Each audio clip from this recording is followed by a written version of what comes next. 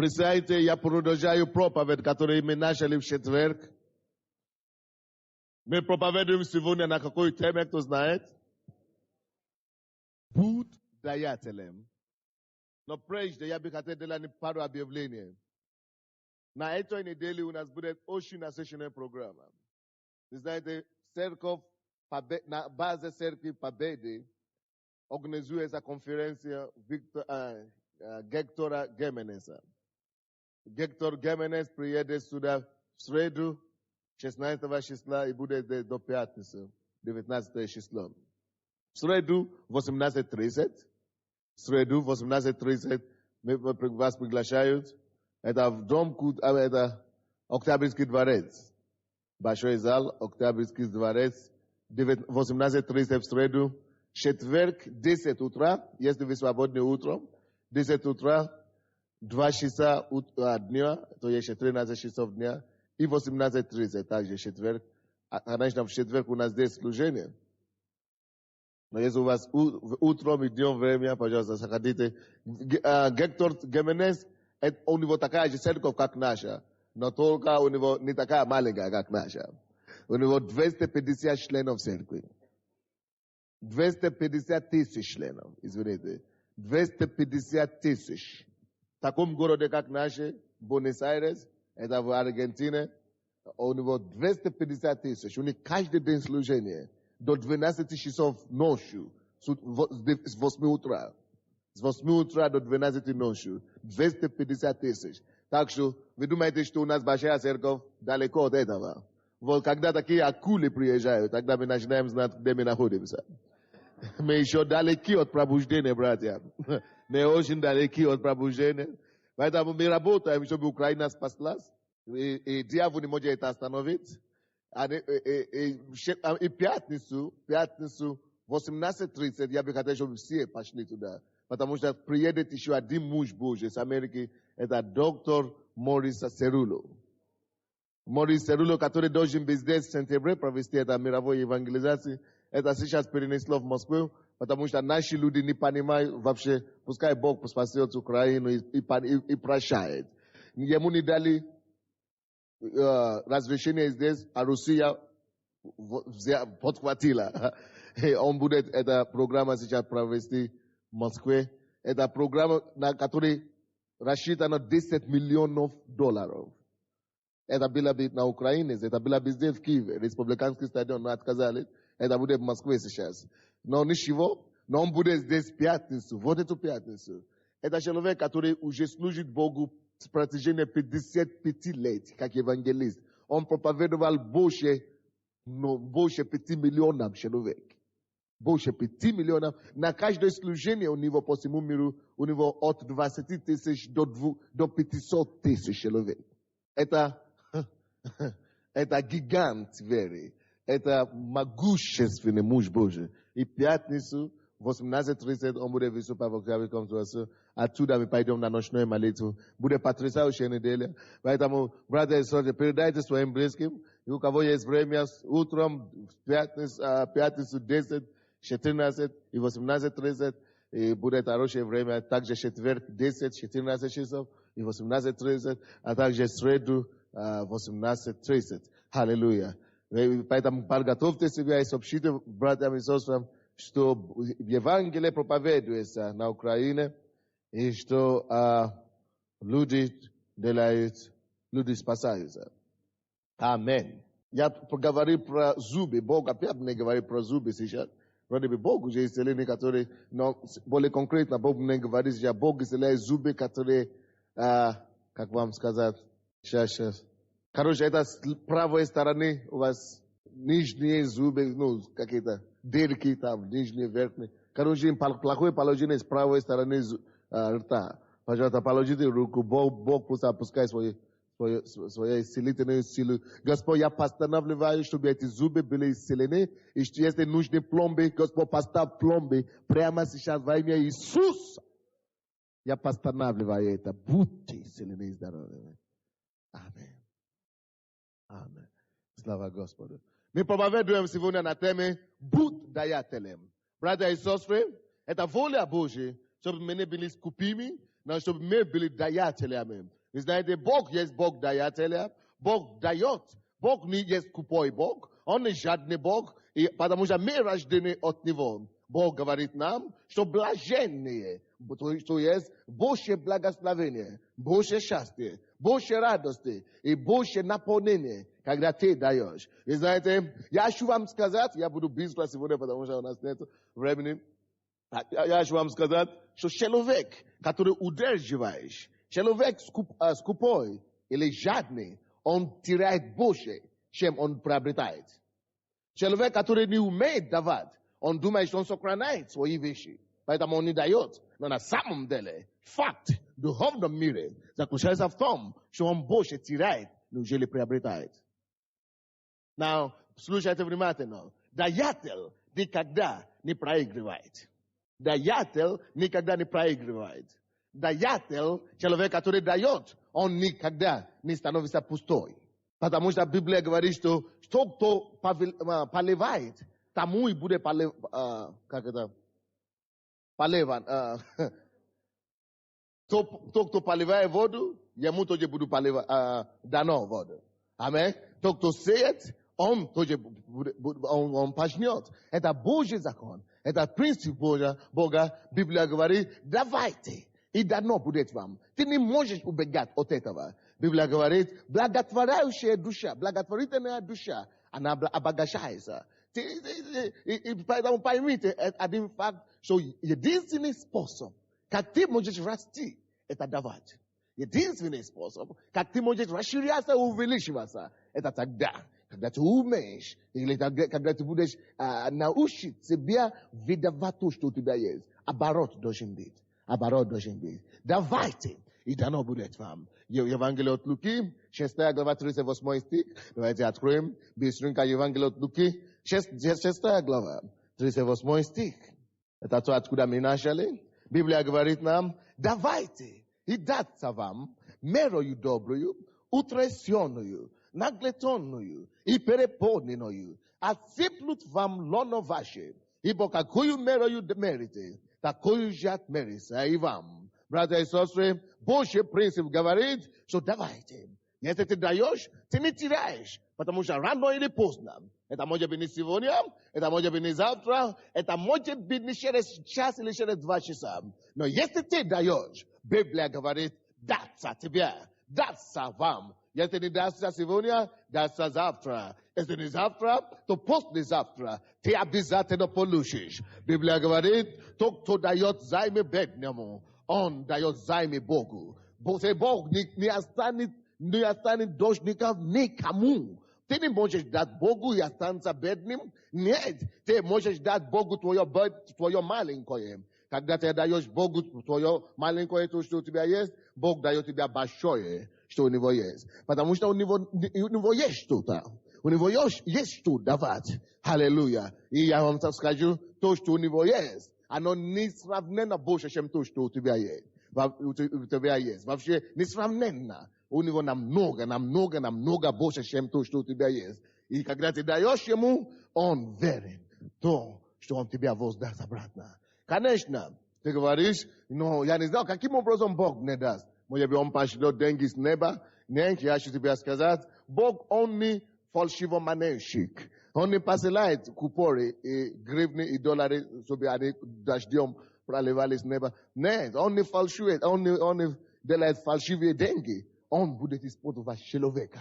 Он будет использовать кого-то. Он будет использовать твой труд, твое производство, и твои близкие, твои родные, твои знакомые, твои незнакомые, чтобы благословить тебе. Но один факт остается, что ты не останешься, а он тебе в долгу не останется. Библия говорит, опусти твою воду, опусти твой хлеб по водам, и через несколько дней вернется к тебе. Библия говорит нам, что человек, который смотрит на ветер, не сеет. И человек, который смотрит на погоду, он не жнет. Поэтому не смотри, не думай, откуда это у меня будет, как это будет, кто мне даст обратно. Бог, он знает пути птицы. Он знает, что птицы летают.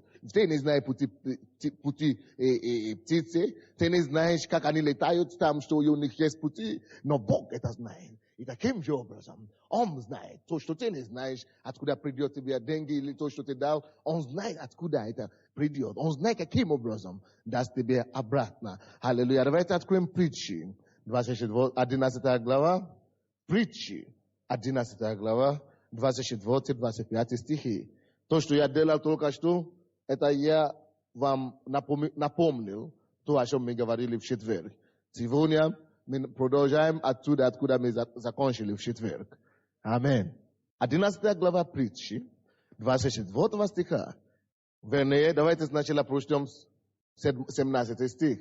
11 глава притчи. 17 стих говорит: человек милосердный благотворит душе своей.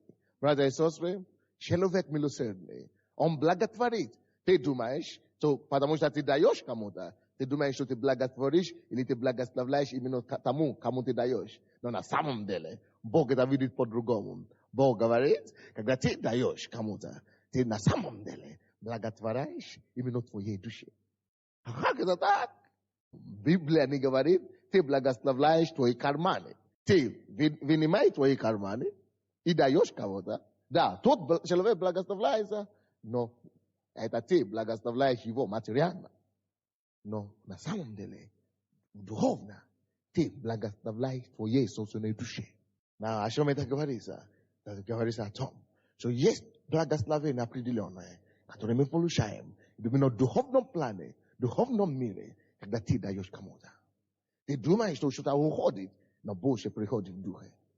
Братья, борись против жадности. Борись против скудости твоей души. Отбрось эти черта дьявола и эгоистического мира. Будь детем Божьим. Бог, Он есть Бог даятель. Бог есть любовь. И любовь всегда дает. Мир это мир устроен эгоистичный.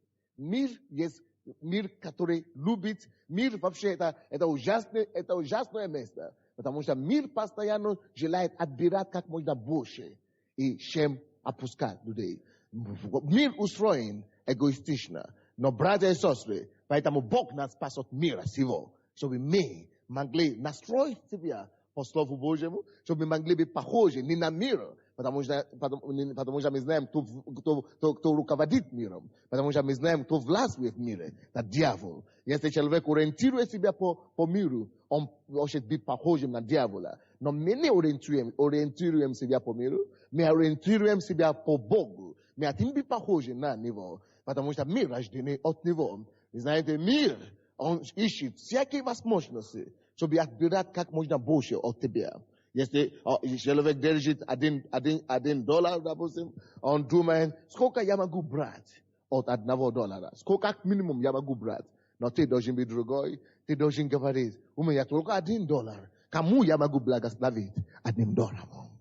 Сколько могу сделать людям? Кому я могу принести пользу через это маленькое, которое у меня есть?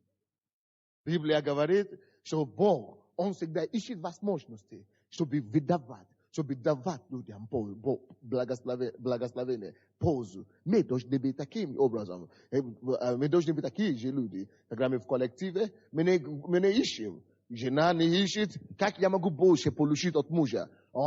Пускай он только мне уделяет внимание. Нет, мы говорим, чем я могу быть благословенным для него, когда я буду выдавать из себя ему, тогда он тоже будет делать то же самое, что она тоже будет говорить, или он тоже будет говорить, что я могу, не то, что она может мне дать, а что я могу дать ей, тогда мир будет счастливый. Но там, где кто-то думает, как я могу отбирать Божье, знаете, там конфликты, там разногласия, там несогласия, там какие-то противостояния, потому что они живут не по Божьему принципу. Но на самом деле, ты другой человек. Ты возрожденный дитё Божие. И речь не идет, когда мы говорим о том, чтобы давать и быть даятелем, не речь не идет только о деньгах. В твоей семье постарайся быть даятелем. Быть даятелем в отношении к твоему мужу, будь даятелем в отношении к твоей жене, просто будь даятелем. Пускай твое мышление изменится к отношению того, что он может мне дать, что я могу брать от него. Чтобы ждать от него постоянно. Пускай твоя менталитет изменится в другую сторону. Чем я могу благословлять Божию? Чем я могу благословлять жены? Что я могу дать? Пускай это будет твоя реакция. Тогда твой дом станет лучше. Твоя семья станет лучше. В отношении к твоим детям тоже. Не будь эксплуататором. Не просто ждать, что они могут тебя делать. Ты думай, что я могу делать ему лучше. Как я могу дать ему больше любви? Как я могу дать ему больше теплоты? Как я могу дать ему больше нежности? Как я могу дать ему больше добра? Братья и сестры, человек, я вам скажу, и отметьте себе это. Человек, который выдает добра, если человек умеет дать добро людям, это человек, у него добро не закончится. Потому что оно постоянно возвращается, вернется к нему. Потому что говорит, что так, иди сюда, братья, иди сюда. Дай, не положи. Библия говорит, давайте, и дано будет вам. Допустим, это добро. Да? У меня есть добро. Я сею добро кому-то. Ты думаешь, что оно ушло? Но Библия говорит, давайте, и что будет? Дано будет. Может быть, он не даст обратно. Может быть, он, допустим, ты не такой, допустим, он не благодарный человек, он взял добро и ушел. Потому что я дал кому-то, я посеял добро. Я продолжаю сеять добро. Я продолжаю сеять. Другой человек протянет мне руку, и я получаю добро. Аминь. Что я говорю этим? Человек, который постоянно сеет, он не беднеет. Человек, который сеет добро, у него добро не закончится. Если он не прекратится, он будет обогащаться добро. Вот почему мы не побеждаем зло злым. Вот почему мы побеждаем зло именно добрым. Вот почему мы побеждаем ненависть, которая в миру есть, именно любовью. Потому что когда мы будем сеять любовь, пускай они делают гадости нам, но Бог все равно и любовью он победит зло. Аминь. Спасибо, братья. Посмотрите эту главу, 11 главу, и смотрите ниже чуть-чуть. Посмотрите 24-25. Иное сыплет щедро, и ему еще прибавляется. Парадокс. Он сыплет щедро. И Бог говорит, он не теряется. Бог говорит, что он не обнищается. Бог говорит, потому что он сеет, он сыплет щедро, что ему прибавляется. Братья и сестры, давайте изменим свой менталитет. Давайте прекратим думать о том, что если я буду много давать, то меня ничего не будет. Нет! Тебя больше будет. Будь добрым человеком. Давайте через нас добра и размножится больше на Украине. Чуть-чуть станет больше. Давайте через нас, благодаря Христу Иисусу, благодаря Слову Божьему, которое мы делаем, давайте мы будем сеять, больше добра. Библия говорит, один сеет щедро, сыплет щедро, и ему еще прибавляется. А другой сверх меры бережлив, и однако же беднеет. Братья и сестры, лучший способ стать бедным человеком – это ничего не давать. Если ты не работаешь, ты обязательно станешь бедным, даже если ты будешь молиться до завтра. Потому что ты не отдаешь то, что Бог тебе дал. Бог вложил в каждого человека что-то. Бог вложил какие-то способности в вас. Вот почему мы молимся за то, что Бог дал нам работу постоянно. Если твой муж содержит тебя, допустим, и если ты домохозяйка, это другое дело, потому что муж говорит, ты будешь давать любовь и теплоту детям или что-то такое, это другое. Но если ты способен работать, и ты потом говоришь, у меня ничего нет, ты не работаешь, это против воли Божьей. Потому что Библия говорит, что тот, который бережлив, который не дает, он беднеет. Бог, есть что-то, что тебе может дать. То, что ты можешь дать. Есть у тебя сила какая-то. Есть у тебя знание какое-то. Даже если ты не работаешь с станками, но если ты работаешь хотя бы с твоими словами, ты сеешь кому-то добро, ты рассказываешь кому-то об Иисусе, ты отдаешь. Потому что ты даешь вот такую любовь, потому что ты даешь людям теплоту, все равно ты не будешь нищим. Но если ты просто, не выдаешь ничего, ты просто сидишь, ты будешь бедным. И это Бог говорит. Поэтому написано в Библии, кто не кушает, кто не трудится, то не ест. Потому что человек, который не трудится, он не выдает, он не дает. А Библия говорит, что ты наоборот должен сверхмердать. Братья и сестры, если ты служишь Богу, может быть, ты служишь Богу финансово, и, может быть, ты служишь Богу через музыку, может быть, ты служишь Богу через служение в церкви, братья и сестры, Библия говорит, кто сеплет щедро, кто сверхмер дает, он обогащает. Постарайся всегда, слушайте внимательно, и это напишите, если вы пишете, всегда старайся давать больше, чем от тебя требуется. Если ты даешь финансы, допустим, служишь Богу финансы, сделай это перед Богом. Не чтобы хвастаться, потом говоришь, что я больше даю, 10 раз больше даю. Это ерунда. Но это делаем не для человека. Но принцип, просто такой принцип. Просто такой принцип. Бог всегда нам дает больше, чем мы даем, просим у Него. Поэтому, братья и сестры, настрой себя так, что если я служу Господу, я всегда буду, делай это немного больше, чем от меня думают, от меня ожидают. Если ты, прославляешь Господа, делай это с большим усердием, чем люди ожидают. Если ты в молитвенной группе, люди говорят, что чтобы вы молились по одному часу в день, сделай больше, молись 2 часа. Давай больше себя. Бог наполнит тебя больше. Если ты принимаешь людей и приветствуете людей, может быть, вам только сказали, станьте на дороге и давайте людям бумаги и так далее, или просто скажите им, будьте благословенны. Давай больше добро. Не просто скажи, будьте благословенны, или возьмите бумагу. Что-то делай лучше, улыбнись им, обними им.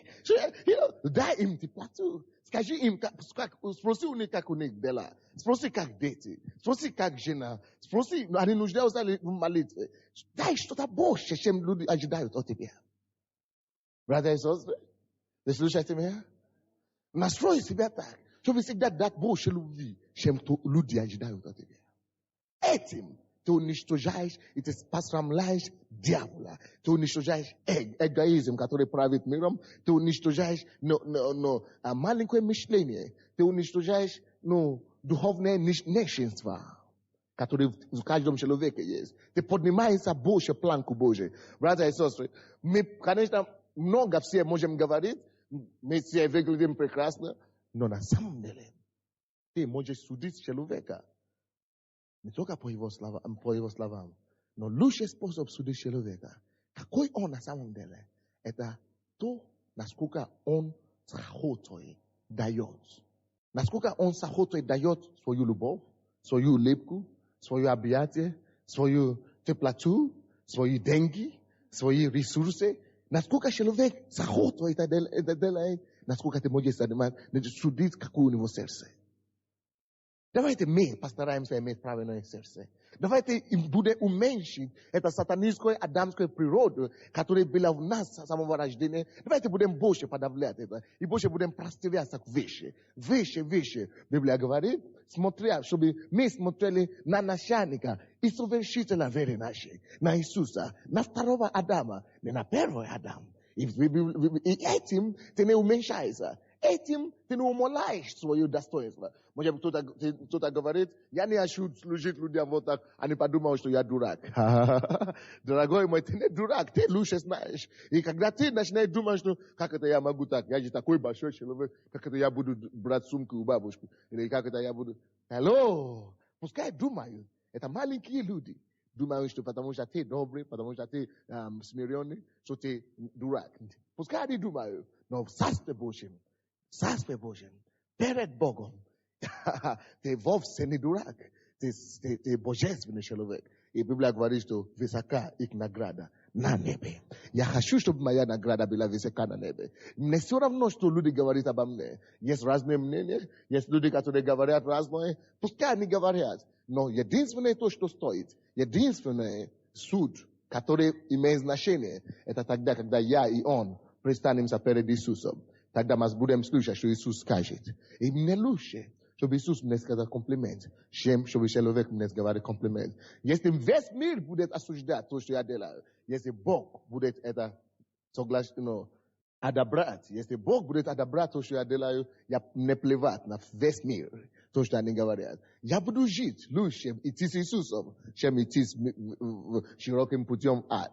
Библия говорит, что, конечно, мир унижает людей смиренных. Мир унижает людей спокойных. Мир унижает людей добрых. Но на самом деле Бог понимает их. Ты не можешь беднеть, потому что ты даешь людям. Ты не можешь беднеть, потому что ты благословляешь и благотворяешь человека. Нет, ты будешь всегда счастливым. Если ты такой человек, который умеет давать доброту и любовь людям, дорогой мой, ты не будешь никогда страдать от депрессии. Ты никогда не будешь страдать от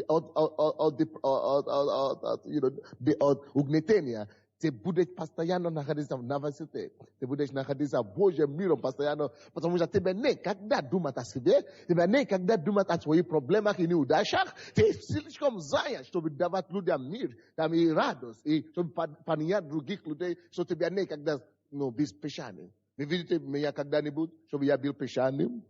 Какая бы ни была проблема вокруг меня, пускай люди говорят, пускай дьявол с ума сходит вокруг меня, я слишком занят, поднимая других людей. Я слишком занят, ободряя других людей. Я слишком занят, давая другим радость, чем быть печальным. Мне некогда этим заниматься. Я даю слишком много радости, чтобы быть печальным. Библия говорит, тот, который дает сверхмер, он обогащается. Только тот, который сверхмер бережлив, он слишком скован, поэтому он обнищается. Он стает больше бедным, он стает больше депрессионным, он стает более угнетенным. Дорогие братья и сестры, мы во Христе Иисусе, мы христиане. Давайте же будем другие на самом деле, не только здесь в церкви, но на улице. Давайте будем жить так, чтобы мир видели разницу. Что мы на самом деле, мы имеем что-то, которого у них нет. Что мы имеем какое-то сердце, которое вложено в нас Иисус. Библия говорит, Римлянам 5:5, что Господь Иисус, Он распространял Божью любовь в сердца наши. Есть Божья любовь в тебе. Это есть потенциал огромный. Если Божья любовь есть, ты все можешь. Ты можешь давать доброту. Ты можешь давать мир. Ты можешь давать людям благословение. Если эта любовь уже распространена в наших сердцах, мы можем отличаться от мира. У кого нет этой любви. Мир только эго. Мир только я, мне и мое. Но мы другое. Мы думаем о соседа. Библия говорит, первая заповедь – любить Бога всем сердцем. И вторая заповедь – любить ближнего. Мы думаем о ближнем. Мы думаем о Боге. И мы думаем о себе. Мы не только думаем я, мне и мое. Нет, это мир. Но давайте мы будем жить по другим принципам. И тогда мир увидит, что сияние Иисуса сияет через нас. И они увидят на самом деле, что мы имеем что-то, которое у них нет.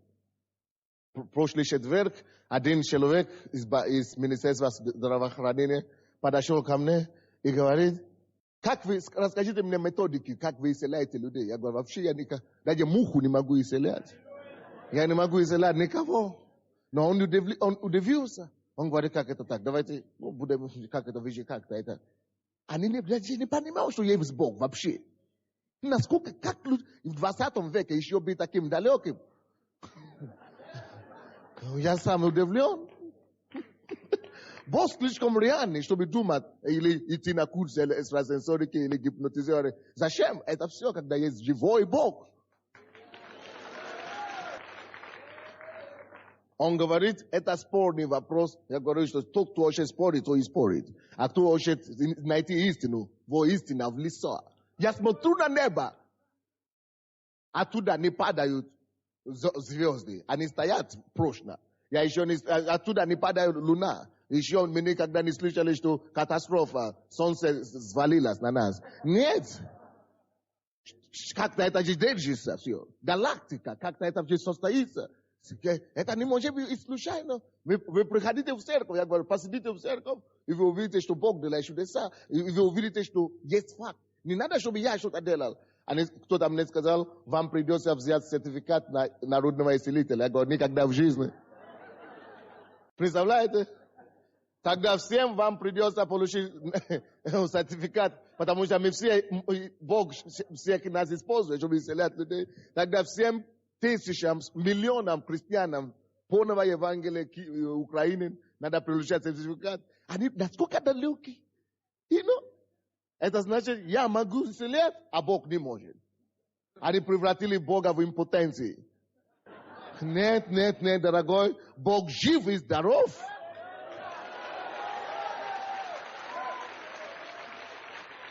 Бог жив и здоров. Бог жив и здоров. Мы точно так же и думали, как они раньше. Но слава Богу, Бог открыл нам глаза. Он показал нам, что любовь исцеляет. Даже не надо говорить слов, даже не надо молиться. А состояние любви, атмосфера любви, это уже само здоровье. Любовь не носит болезнь. Любовь не носит печаль. Даже за никого, я буду счастлив с ними. Они уже будут здоровы. Знаете?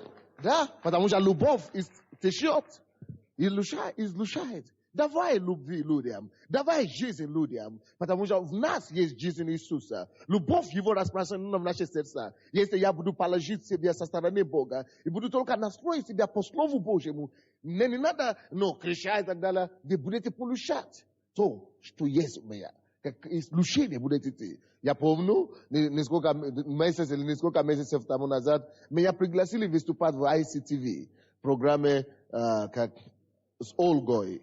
И мы выступали там. Знаете, начали мне звонить в течение 2 недель, даже в течение 2 месяцев после этого. Что у вас? Они сказали, энергию, вы оставили здесь энергию такая, мы все подобраны, мы все, как это, мы все ободрены, мы все такие живые, стали интересны, улыбаемся все. Братья, на самом деле я там даже не молился. Я даже не проповедовал, потому что это мирская программа, это,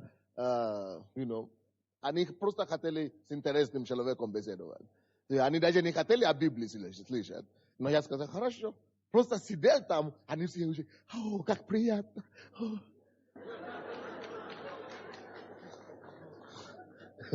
Это то, что мы призваны нести в мир. Вы слышите? Это то, что Иисус привел в мир. Он привел любовь в мир. И сейчас они хотят эту программу повторять 30 июля. Да, 30 июля, 19 часов в среду, а потом повтор 31, да?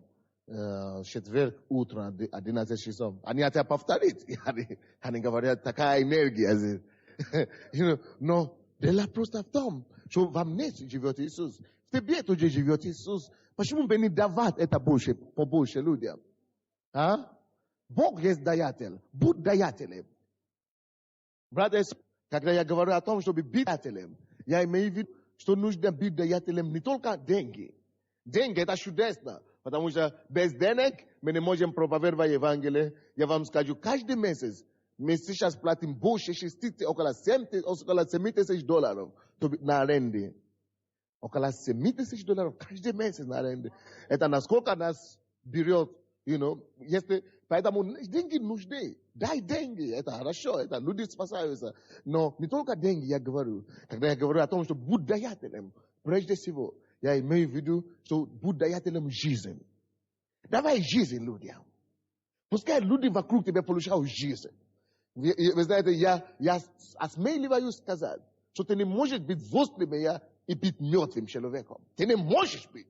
Потому что я постоянно буду тебя ободрять. Я постоянно буду говорить слово жизни тебе. Я постоянно буду тебя поднимать. Ты не можешь быть возле Иисуса и быть мертвым. Ты не можешь быть возле Бога и быть мертвым. Нет. Ты должен быть жизненным человеком. И, братья и сестры, мы имеем Бога в нас. Мы имеем жизнь Зои в нас. Пускай ты тоже будешь так настроен. Люди, которые вокруг тебя, они не должны быть мертвыми. Они не должны быть мертвыми душевно. Они не должны быть мертвыми духовно. Они не должны быть мертвыми морально. Потому что мы имеем жизнь Божью в себе. Подними кого-то твоими ласковыми словами. Подними кого-то Словом Божьим, который живет в тебе. Освободи измученные вокруг тебя. Потому что написано, и вы познаете истину. Истина сделает вас свободными. Мы свободны уже. Мы носим истины. Не ходи этими молчаливыми ртами, или как это, закрытыми ртами, открыть твои уста, говори какую-то любовные слова кому-то, говори, слова ободрения кого-то, улыбнись наконец-то кому-то, ободри кого-то. Вы знаете, я вам что-то скажу? Ласковые слова, они так дешево от нас, они нам ничего не стоят. Улыбки, на самом деле, нам ничего не стоят. Ты не теряешь от этого. Но факт заключается в том, что они, улыбка, которая нам ничего не стоит, добрые слова, которые нам ничего не стоят, другому, кому ты это делаешь, это может обозначать весь мир для них.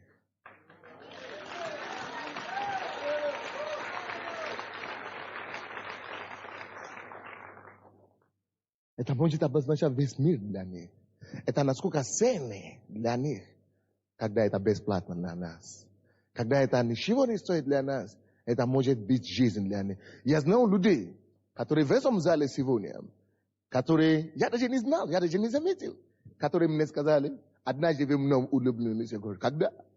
Однажды вы мне держали или вы сказали что-то. Я говорю, да, я не помню. И было случай, когда я просто говорю, человек хотел покончить жизнь самоубийством. Я даже не знал. Просто видел человек, говорит, привет, как дела? Иисус тебя, Господь может все. Господь тебя будет лучше. Или что-то такое, просто сказал, будет лучше. Господь поднимет тебя. Это слово как свет. О, может, будет лучше, значит, можно жить. Есть у меня шанс. Больше не хочет покончить жизнь самоубийством. Давай жизнь людям. Давай жизнь людям. Слово вовремя, она спасает души. Слово сказанное, это притча написано. Слово сказанное вовремя спасет душу.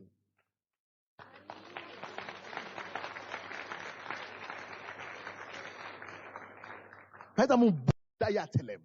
Будь даятелем. Будь даятелем. В четверг были здесь. Это одна сестра вышла, свидетельствовала. Я был в шоке. Когда я не знал, что, каждый понедельник я принимал людей. И я принимал их по одинаково. Просто говорю им. И я даже не обращал внимания на это особо. Но она пришла в четверг сюда. И говорила, они были на разводе, на грани развода с мужем. И у них была очень сложная ситуация. Я просто общался с ней. Я просто говорил, Оказывается, что это поднялось ее так сильно, что она даже вышла сюда на сцену, чтобы свидетельствовать. Ты помните? Кто помнит четверг? Я сам был удивлен. И нормальная вещь, что я делал обычно. Но представляете себе, насколько это людям не хватает миру. Но представляете себе, насколько это людям не хватает.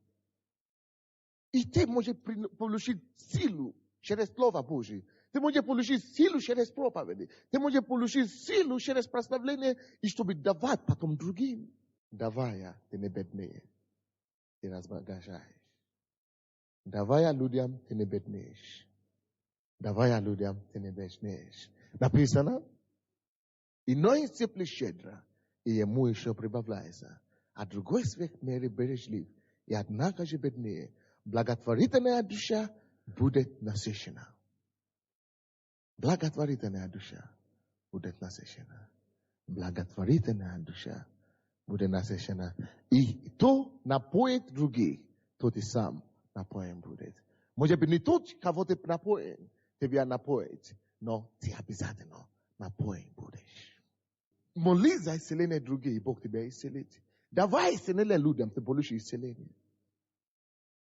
Дай утешительные слова кому-то, тебе туди дадут. Делай комплименты кому-то о чем, как они одеты, что ты красивый выглядишь сегодня. У тебя идет это платье, у тебя идет это костюм. Говори что-то хорошее людям. Аминь. Давайте пойдем дальше, у нас нет времени, время поджимает. 25 глава притчи. 25. Откройте, пожалуйста, притчи 25. 21 стиха по 22. 21 стиха по 22 стихи. 25 глава притчи, 21 по 22 стихи. Если голоден враг твой, накорми его хлебом. И если он жаждет, напой его водой. Ибо делая это, ты соберешь горящие угли на голову его, и Господь воздаст тебе. Братья и сестры, если голоден враг твой, накорми его хлебом. Знаете, я не могу понять людей, которые ищут, чтобы делать плохое для любого человека. Кто бы он ни был, твой друг, враг, или твой неприятель, не важно. Однажды кто-то мне сказал, есть один человек у нас в офисе, который пишет. Это нам говорили, это в органах, что доложит, пишет им каждую неделю. Знаете, это верующий называется. Тебе дает суд. Короче, и кто-то мне это сказал. И сказал, вам надо что-то делать, вам надо чистить. Я говорю, если даже я буду знать, кто это такой, я буду его больше обнимать. Я буду ему больше улыбаться. Я буду его больше давать, благословлять.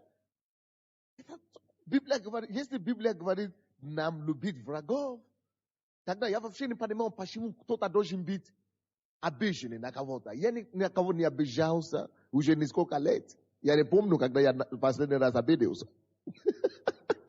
Я не помню, когда я последний раз кричал на кого-то. Зачем кричать? Я не могу понять, как ты можешь кричать на людей, когда твоих врагов ты должен любить, тем более на свою жену кричать. Вроде бы она не твой враг, она, наверное, твоя любимая. А причем тут крики на нее-то. Но если даже врагов ты призван любить, тем более жену. Ой, тогда представляешь? Или те женщины, которые кричат на мужей. Родина мать. Хозяйка тут.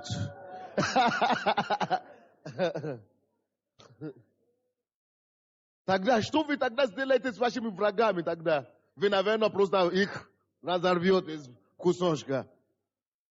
Библия говорит, если Бог говорит, что своих врагов любить, то ты представляешь тогда, какое у тебя должно быть отношение тогда к мужу, или к жене, или вообще к соседам? Hello. Как Иисус. Если мы будем похожи на Иисуса, мир станет лучше. Представляешь, ты ни на кого не обижаешься? Никогда. Не только в течение месяца. Нет, вообще в течение всю жизнь. У тебя никогда не будет конфликта ни в семье, ни с соседами, ни на работе. Ты хорошую жизнь. Hello, слушайте меня. Я докажу вам, что блажение давать неужели получать. Слушайте, даже вы на своих врагов обижаете. Знаете, когда вы обижаетесь на кого-то, даже в это время, я тебе скажу, то больше страдает не тот человек, а ты сам. Почему тогда не бороться против обиды? Почему тогда не убрать это в себе? Почему тогда не уничтожить это в себе? Если я все равно больше мучаюсь. Слушай, всякий раз, когда ты ходишь в непрощение в отношении другого человека, я его не прощу, я его не могу прощать, бывшего мужа. Он так нил, так зато, он так сбил меня, сбивал, я не прощу его, я не прощу его. Глупость. Он что, страдает от этого? Нет, дорогой, это ты мучишься. Мучишь до могилы, тогда поймешь. Зачем себя душить-то? Непрощением. Или, ты просто не знаешь, что мне сделала, не знаешь. Неважно. Я не хочу знать вообще. Потому что если я буду знать, я тут же и прощу. Так что проснись, ты попал в церковь.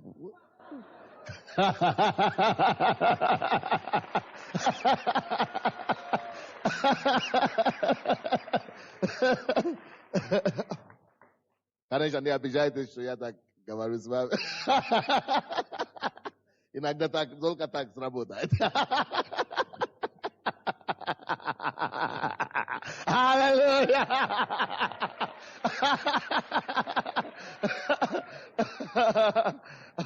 Аминь.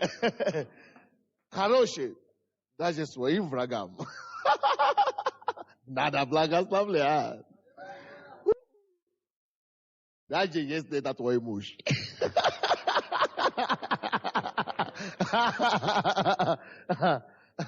особенно если это теща. Обязательно, да? Да. А? Нельзя? Кто сказал? Или взять, да? Правильно. Или взять. Вот, короче, написано, если голоден враг твой, напой его. Напой его хлебом. Серьезно? Напой его хлебом. Ты не станешь беднее от этого. Ты не станешь беднее. Перешагнуй эту степень. Переломай себя пару раз. И вообще-то настрой себя на то, чтобы больше по тебя получила удовольствие, когда ты даешь, чем когда тебе дают. Развивай это в себе, чтобы радоваться, когда ты даешь. Даже врагам. Ты видишь, что твоему врагу плохо, он болеет, он... Подойди к нему, помолись за него. Если он скажет, я не хочу, чтобы ты молился за меня, хорошо, все равно я вас люблю. Я буду молиться дома за вас. Да, это то, что Бог требует. Просто... Вы просто не знаете ценить доброты и любви. Это очень важно. Если он жаждет, напой его водой. И этим, делая это, ты собираешь горящие угли на голову его. И Господь воздаст тебе. Что это значит? Это означает, ты, делая это, опираясь в любви, ты отдаешь битву эту Господу. Это не твое сражение, это становится Божье сражение. Он ступится, и он воздаст справедливость. Кому? Что?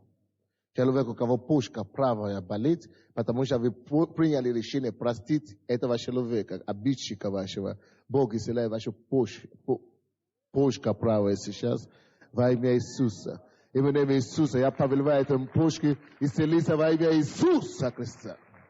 Вы знаете, я верю, что то, что только что произошло, это просто, распространиться по всему. Просто прими решение прости кого-то. Прими решение любить, благотворить твоему врагу, твоего врага и так далее. Я верю, что Бог просто даст тебе желание твоего сердца. Делайте это. Давайте будем просто практиковать это. И Бог поможет нам. Может быть, тебе тяжело. И скажи Богу, Господь, помоги мне. И Он тебе поможет. Евангелие от Луки, 10 глава, 8 стих. Евангелие от Луки, вернее от Матфея. Евангелие от Матфея, 10:8. Евангелие от Матфея, 10:8. Если кто знает людей, у кого связи по метро, мы хотим делать вообще рекламу нашей церкви, не только по метро, вообще по городу. Люди должны знать, чтобы прийти, правда? Мы благодарны Господу. Есть один брат, вы знаете, который брат на себе ответственность. Да просто Бог будет благословлять. И я знаю, что какие бы ни были атаки на такого человека, во время его самой большой критической нужды, Бог его поможет. Мы платим $1000 по телевизору. И этот человек говорит, я возьму каждый месяц, буду платить. И платить, серьезно? И поэтому, если ты пришел к Богу, ты говоришь, что ты радуешься здесь, я смотрел, я видел вас по телевизору, ты не просто так видел. Кто-то дал. И давая деньги, ты даешь жизнь людям. Кто присутствующий здесь попал сюда, потому что смотрел телевизор. Махайте мне рукой. Представляете? Посмотрите. И таким же образом мы хотим выйти на метро и делать не очень дорого, но для нас, потому что мы платим в основном все наши деньги на аренду. Поэтому мы нуждаемся в людей, которые могут финансово помочь, чтобы тоже так. И когда ты будешь видеть людей в церкви, может быть, ты даже не заметил, что это из-за тебя, из-за твоих денег, эти все люди здесь. Я не представляю. И когда Бог будет мне давать награды на небе, Он не просто мне даст, Он даст тебе такую же награду, которую мне Он дал. Хотя я здесь проповедую, люди видят все только пастора, но на самом деле, то же самое награду получит те, которые молились. То же самое награду получит те, которые евангелизировали, как пастор. И то же самое награду получит те, которые дали деньги. Поэтому дай жизнь. Дай жизнь. Дай жизнь. И будь даятелем. Ты не бедный. Давайте посмотрим 8 стих 10. Иисус говорит своим людям, он говорит, что 7 стиха по 9, 7 и 8 стихи. Ходя же проповедуйте. Ходя же проповедуйте. Что Иисус имеет в виду? Проповедуйте, что приблизилось Царство Божие. Алло? Иисус говорит, что ходя, пока вы будете идти, пока вы будете ходить, пока вы будете выходить, проповедуйте. Что это обозначает? Это обозначает, вы знаете что-то о спасении. Вы имеете спасение в себе. Вы имеете Царство Божие в себе. Вы имеете Христа Спасителя в себе. Ходя. Куда бы ты ни ходил, куда бы вы ни шли, на работу, на рынок, или, домой, к родственникам, ходя же, проповедуйте этим самим. Иисус говорит им, что ходя, может быть, у вас нету денег, может быть, у вас нету чего-то, но давайте спасение людям. Дайте им жизнь, дайте им то, что у вас есть. У вас есть свет, у вас есть Царство Божие. Ходя, проповедуйте. Проповедуя, ты даешь. Понимаете меня? Видите, мы все ходим по всему миру, мы все ходим по местам. Почему мы не послушаться Иисусу? Ходя, давай людям спасение, давай им Царство Божие. Потому что Бог даятель, Он учит своих здесь быть даятелями. Вы понимаете меня? 10 стих. Вернее, 9 стих, 8 стих. Больных исцеляйте. Братья и сестры, когда мы ходим и исцеляем больных людей, это значит, мы отдаем. Не я исцеляю, не я исцелитель, но Иисус живет в тебе. Он может исцелять любого больного. Иисус живет в твоем сердце. Ты просто иди, повинуйся Иисусу. Иисус говорит, что ходя, возлагай руки на больных, и я исцелю их. Исцеляйте больных, ты просто иди. Может быть, ты не можешь давать финансы, может быть, ты не можешь дать машину, может быть, ты не можешь дать одежду кому-то. Но ходя, возложи люди на людей, исцеляй людей. Не ты это будешь делать, Бог с тобой. Он будет это подтверждать. И дай, что у тебя есть. У каждого из нас есть способность. Проповедовать Евангелие, давать людям жизнь через проповедь Евангелия. У каждого из нас есть шанс и возможность ходить повсюду, молиться за больных людей. Не только пастор должен молиться за больных. Библия говорит, все верующие, они, дела, которые я делаю, они тоже сами делают. И говорит, ходя, идите, исцеляйте. Давай исцеление людям, и ты не будешь больным. Давай спасение людям, и ты не будешь нуждаться в утешении, в спасении. У тебя будет всегда спасение. Спасение от бед, спасение от неприятностей, спасение от болезни, спасение от атак сатанистских, потому что ты даешь людям спасение. Давай людям исцеление, и ты увидишь, что Бог, у тебя исцеление не уменьшится, он не закончится. Бог тебя прибавит здоровье. Вот это то, что Бог говорит. Из больных исцеляйте, прокаженных очищайте, мертвых воскрешайте. Библия говорит, мертвых воскрешайте. Сколько мертвых в городе сегодня? Может быть, они не мертвые физически, но они мертвые в душе. Мертвые души. Кто написал? Толстой? Гогол, да. Гогол написал мертвые души. Слишком мертвые души. Хождение по мукам. Это уже Толстой, по городу, по земле вообще. Муки за муки. Мертвые души.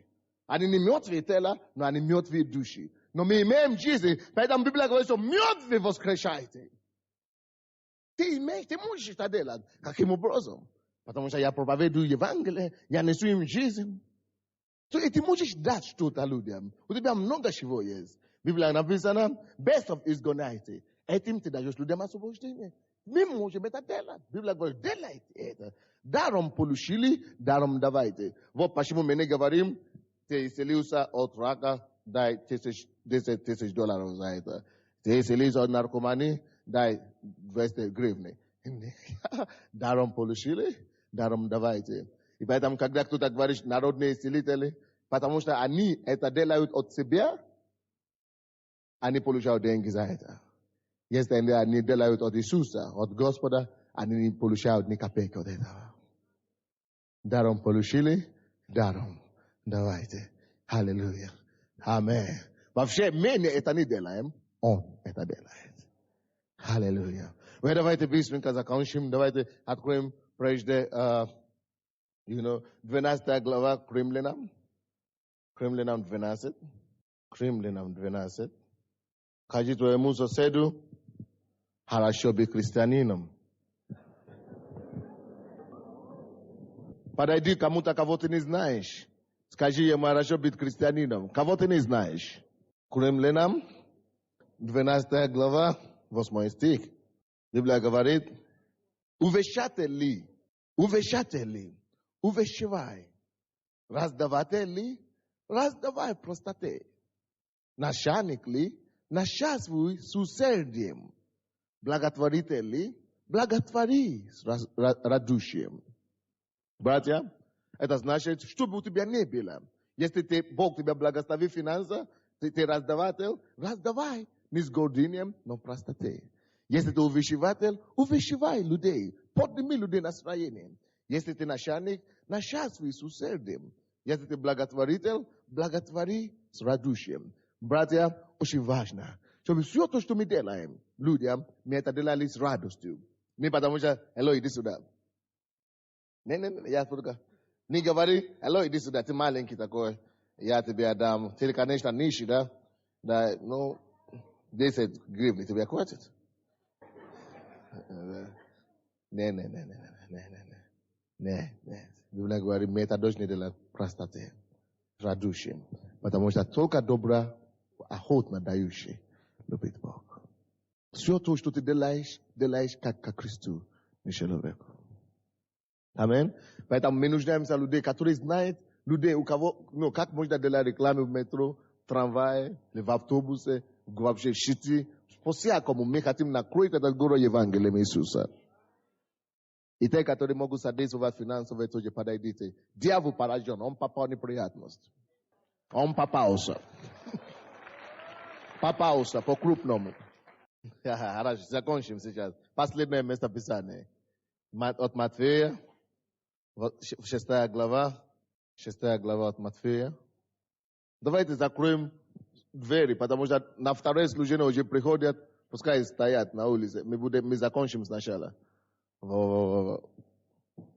6 глава от Матфея, 3 стих. Матфея 6, 3. Что такое? Не то. Что-то я перепутал. Это я открыл от Марка. Это здесь у меня тут. Евангелие от Матфея, 6 глава, 3 стих. Написано. У тебя же, когда творишь милостыню, пусть левая рука твоя не знает, что делает правая. Вы слышали, что это там? Чтобы, 4 стих, чтобы милостыня твоя была в тайне, и Отец твой, видящий в тайне, воздаст тебе явно. Слушайте, когда ты даешь, это не только деньги, когда ты даешь твою любовь, теплоту, улыбку людям, не делай это, только ради того, чтобы кутаться, когда он хороший человек, он добрый, видишь как он пошел, он так и делает для себя. Тебе не надо делать ради людей. Тебе не надо делать, чтобы кто-то тебе дал комплименты или дал, сказал, что ты хороший человек. Все, что мы делаем, мы должны настроить наши сердца, чтобы Бог прежде всего прославился. Вы слушаете? Чтобы именно Бог прославился. Чтобы мы хотим, чтобы Бог прославился. Конечно, есть некоторые случаи, когда ты должен давать, допустим, пожертвование явно, кто-то видит тебя, или ты должен что-то делать, нельзя укрыть, нельзя. Но это понятно. Но в своем сердце ты это не делаешь, чтобы кто-то видел. Ты это делаешь, чтобы Бог видел. Ты это делаешь не просто ради похвалить людей, но ты это делаешь прежде всего для Господа. Потому что если ты получишь если ты это будешь делать для тщеславия, ты получишь тщеславие, но ты не получишь благословение. Вы слушаете?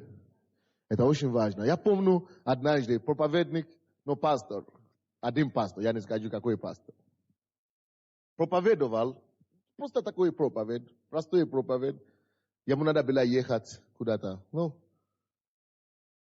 просто проповедовать другое место. Он проповедовал в церкви. После проповеди к нему подошел кто-то с группы порядка. Сказали, что кто-то мне дал в зале. Это конверт, чтобы вам передать. Мы сказали, кто передал, кто сказал? Он говорит, это человек сказал, вам не говорить. Не говорить? А что там? Я не знаю, что там. Пошел, открыл. Знаете, что там? 25 тысяч долларов. И он не сказал, кто он. Не подписал, ничего не говорил. Он до сих пор не знает, это проповедник не знает, кто дал эти деньги. 25 тысяч долларов. Вы знаете, почему он так делал? Потому что он знает, как давать. Он знает, как давать тайны. И тогда Господь явно воздаст тебе. Но я не имею в виду, что ты должен стать религиозным с этим. Есть некоторые люди уже стали религиозными с этим. Благослови кого-то рубашку. Не, я не буду, пускай кто-то пойдет туда. Это просто имеется в виду, что твое сердце должно быть правильно. Ты можешь дать человеку в руку пастор. Я хочу тебя благословить этой рубашкой или это самое. И он говорит спасибо и так далее. Но это не... Самое главное в том, что ты это не сказал, я хочу тебя дать, чтобы он мог тебя заметить в церкви, что вот ты такой хороший, это мой брат. Самое главное, чтобы ты в своем сердце знал, что я не хочу ради его славы или это самое, я для Господа. То я не говорю, что я должен прятаться, только что там. А имею в виду сердце должно быть правильно. Вы понимаете, что я имею в виду? Но самое главное, мы проповедуем сегодня о том, что будь даятелем. Посмотри, братья и сестры, посмотрите сюда. Посмотрите на меня. У тебя есть много чего можно давать. Будь даятелем. Ты можешь давать. Но что я могу давать? У тебя есть чудесные зубы. Ты можешь давать улыбки. Пожалуйста, начни, будь даятелем. Ты можешь быть даятелем. Счастье людям. Ты знаешь, как это делать. Ты думаешь, ты не знаешь? Ты ошибаешься. Ты знаешь, как это делать. Ты говоришь, я не знаю, что мне делать. Ты можешь быть даятелем радости, ободрения, спасения, исцеления людям. Будь даятелем. Будь даятелем. Братья и сестры, постарайся, чтобы давать стало тебе менее труднее, чем получать. Менее труднее, чем получать. Пускай труднее будет получать даже. Пускай радостнее будет, когда ты даешь, чем когда ты получаешь. Амин. Но помните, в четверг я сказал, когда ты даешь, очень важно, чтобы, допустим, чтобы ты тоже думал. Допустим, если я вижу человека пьяный, допустим, человек пьяный подошел ко мне возле нашего дома, я пошел, чтобы купить сок. И он пришел, он говорит, очень надо, вот так надо, похмелиться надо. Я говорю в четверг, что надо давать мудрости. Допустим, этому человеку, я понимаю, что ему нужны, он думает, что ему нужны деньги. Но на самом деле не деньги ему нужны. Ему нужно спасение. Я не даю ему деньги. Он говорит, дай гривны. Я говорю, у меня нет гривны, чтобы тебе отдавать. У меня есть гривны, но для тебя нет гривны. Знаете? Потому что это мои деньги его убьет. Но я не хочу его убить. Нужно давать. Но думай, что нужно давать, когда нужно давать. В это время не деньги ему нужны. Это любовь ему нужна. Я лучше ему даю пригласительное. Потому что Бог тебя любит. Ты можешь быть исцелен. Ты можешь получить освобождение. Это любовь.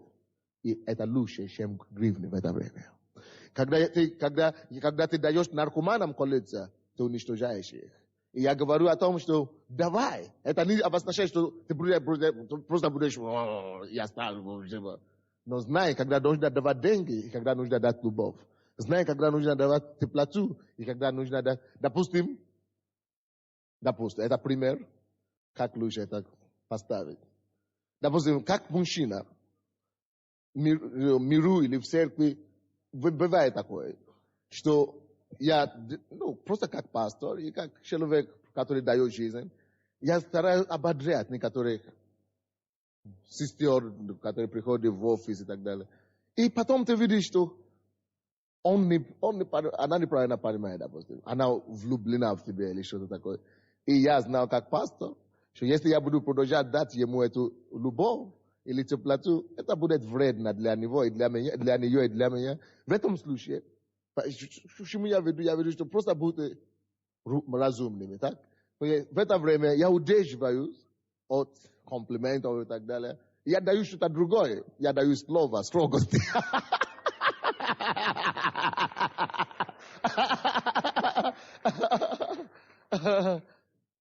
А потом такие сестры, одна из таких сестер, они потом начнут тебя обвинять, что ты наоборот влюбился в них.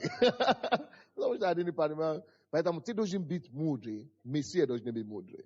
Знаешь, что быть добрым и давать жизнь, это не просто значит, а потом попасть в грех через это. Вы понимаете, что я имею в виду? Но будь даятелем. Пускай твое сердце будет сердце даятелем. Пускай твое сердце будет всегда расположено, чтобы кому-то делать лучше, кого-то понять.